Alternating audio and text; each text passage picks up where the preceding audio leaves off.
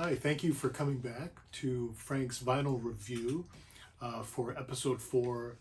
This week we're featuring a review of a recent release by Blue Note Records and their classic vinyl series. This one is titled Art Blakey and the JazzMessengers Mosaic. A fairly recent release, so we're going to talk about that.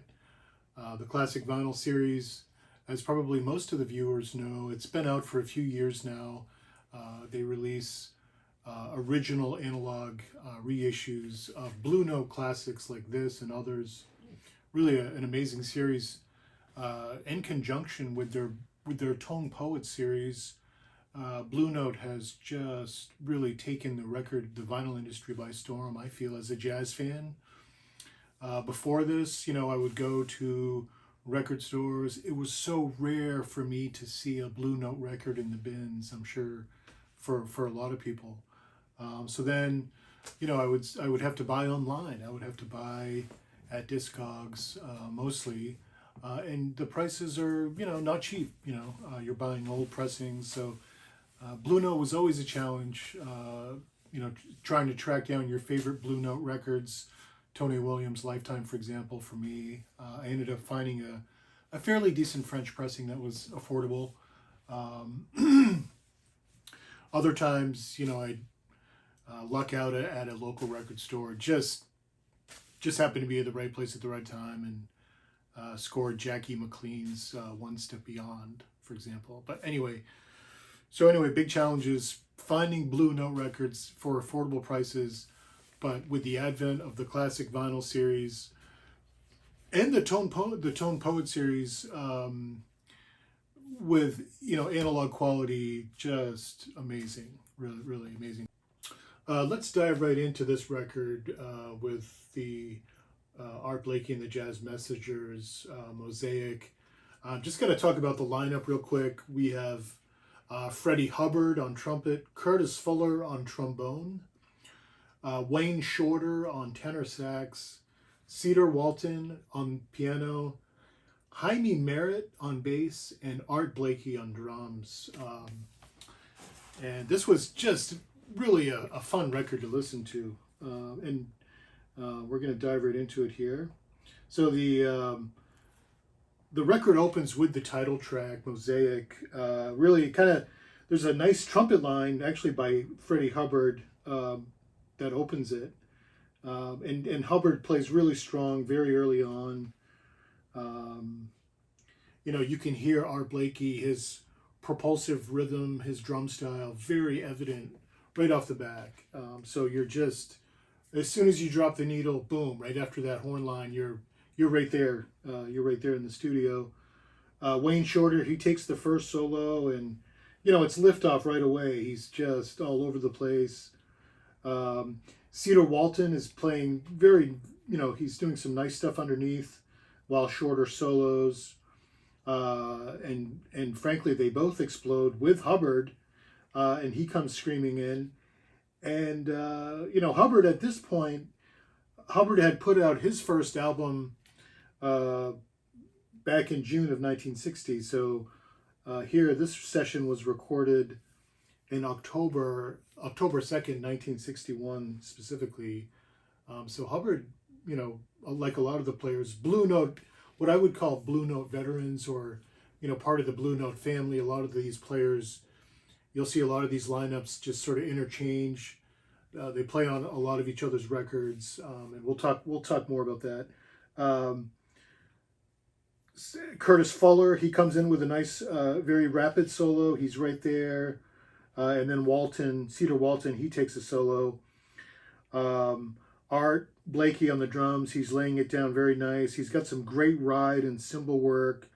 Really volcanic dynamics by Art Blakey as he ends it with smashing some cymbals before he takes his own a solo, his own drum solo. And he's really, when Art starts taking his solo, you can hear that ride cymbal. That's kind of his timepiece. So that starts kicking in. It's interesting, hearing this for the first time. Obviously, he's a percussion prodigy, and if you think about him and his jazz the legacy in terms of his own discography as a drummer. His album Drum Suite, and then also Orgy and Rhythm, volumes 1 and 2. These are just epic albums in Art Blakey's in his career. So that style of playing is playing out here in Mosaic. You can tell he's playing the entire kit. You can imagine visualizing all of his limbs moving. He's the polyrhythmic master. And what really stuck out about this particular drum solo as well, again, the cymbals and the ride, and you could probably hear Tony Williams obviously probably being influenced by Art Blakey in a big way, especially with his ride and cymbal work. Great high energy tune to open. You can tell when the band comes back in that everyone is just super pumped, and really a triumphant close. So just a smashing way to open the album. The next song is called Down Under. And this one was written by Freddie Hubbard, the trumpet player. He plays a really nice line to open, and he's got some great accompaniment by Wayne and Curtis Fuller. They're doing some great harmony. Hubbard takes a solo first. It's brief, and then Wayne comes in with a second solo. He's very patient. He's weaving in and out of the line, if you will, followed by some what I thought were really primal blasts or screams, if you will. And then he hit this one note that was really sort of low end, like a really sort of flat note, really low in the register, but it kind of reminded me of the note that Jackie McLean hits in Ghost Town on One Step Beyond, and that was a couple of years ahead of time, in April of 1963. But if you know what I'm talking about, that one note that Jackie hits, Wayne hits a similar note here in this song, Down Under, so that kind of stuck out. Curtis Fuller again, he takes another solo in Down Under and almost has a trumpet sound.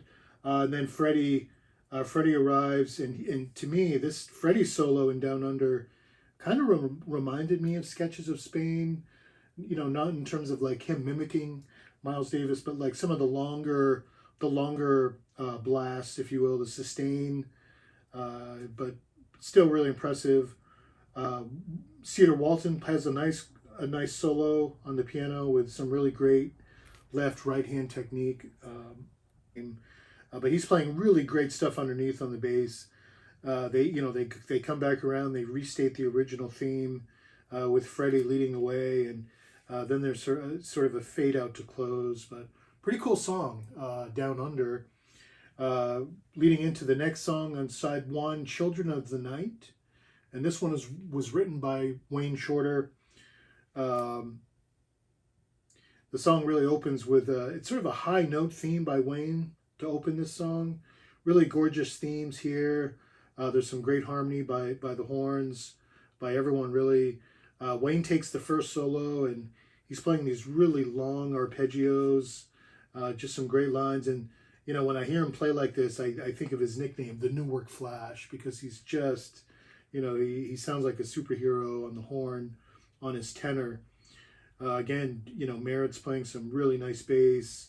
Walton, when Wayne's soloing, I could hear Cedar just playing some really fabulous stuff on the piano. That really stuck out. Wayne really extended solo. He was just exploring every nook and cranny of the line. He really digs in. Hubbard has a really nice attack on his solo.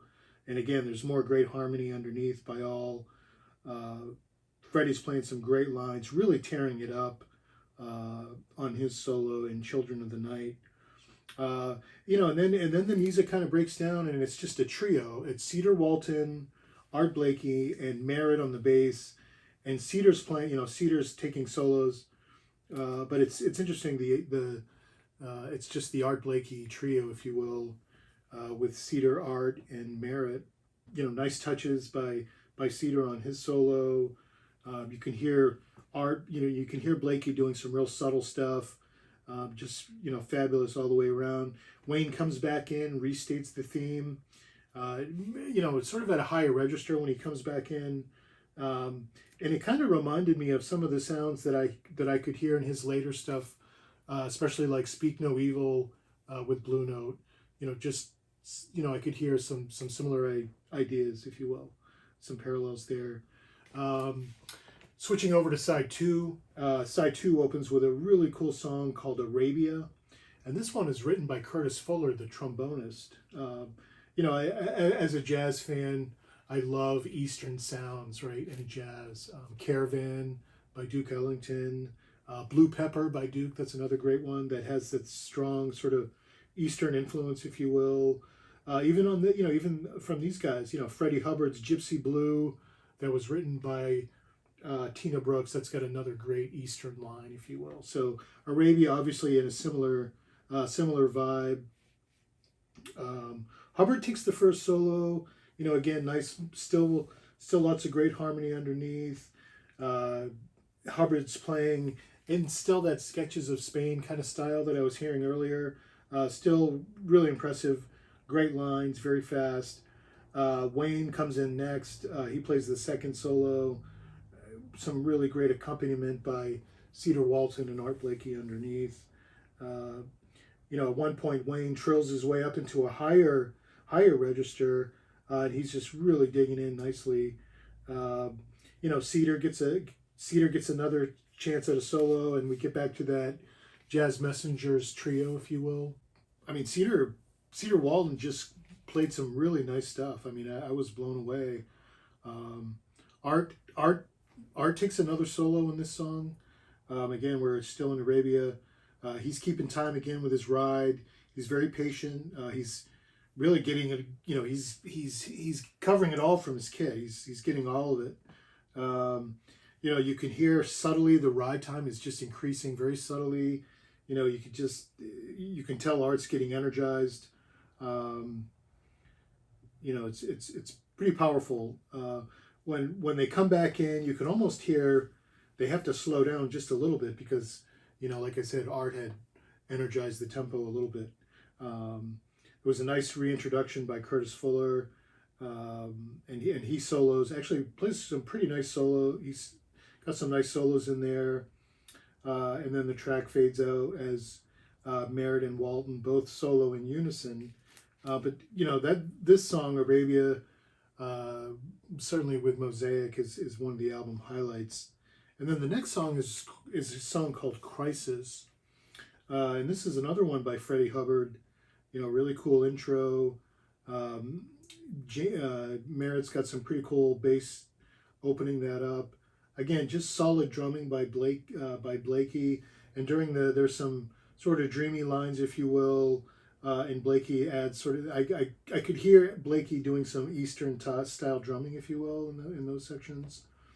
So Freddie takes the first solo, and he's just solid right out of the gate. Really nice runs, bursts of notes, and some really angular lines, and then followed by some real fiery playing. Wayne, he comes in second, playing at a higher register, but very free and open. Another great flat note, if you will, just getting it all. Curtis coming in as well. Again, he's staying a little closer to the line, but Cedar, he comes in, and it was at this point where I felt like I was hearing the Vince Guaraldi trio. Again, the Jazz Messengers trio. So there were some interesting parallels there with that. I could hear Blake. I could hear him. He wanted to solo. You could tell he was getting excited. And then Freddie comes back in for a final blast, restates the line.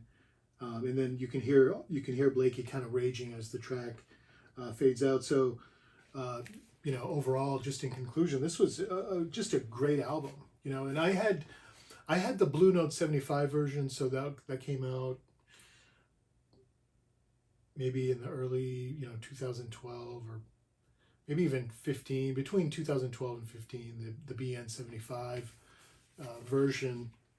But those, I'm not going to go into the quality issues with those, but, I really enjoyed hearing this record. Just some, Freddie Hubbard wrote, two great songs on this. to hear Curtis Fuller's song Arabia, just awesome. Again, the title track. Wayne had his song, just really great. I feel like it's a great team effort. And we heard the great.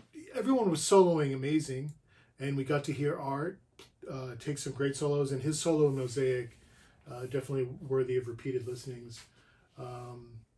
So again, highly recommended. If you're out and you see this in the bins, definitely snag it. You're going to hear some great music, and like me, you're building up your Art Blakey and the Jazz Messengers discography, and I kind of get obsessed about certain periods and certain like Wayne Shorter, for example. I'm really focused on his journey in this with Blakey. Right, it starts with Africane, and that was in 1959. That was Wayne's first record with Art Blakey and the Jazz Messengers, all the way through when he left with Miles in the fall of 1964. So that's a good chunk of time with Wayne Shorter and the Jazz Messengers. Wayne passed somewhat recently this year, so I know there's been a lot of focus on him. And I just wanted to mention that I've recently seen the Wayne Shorter's documentary on Prime called Zero Gravity. It's a 3-part series that covers Wayne's life and music. It's just really great. I recommend it. It's a great movie / documentary for Wayne Shorter fans, jazz fans, and music fans alike. It's a great cinematic experience, if you will, especially at home. So definitely check it out. I think you'll enjoy it, and it'll give you an appreciation for Wayne's years he spent with the Jazz Messengers. Obviously a younger time in his life, and interesting pre Miles Davis, right? But still, I mean, just amazing. So definitely check out the documentary. And going back to Mosaic, great album. So thanks again for tuning in, and look forward to the next episode. Thanks. Hope you all have a great week. Thanks.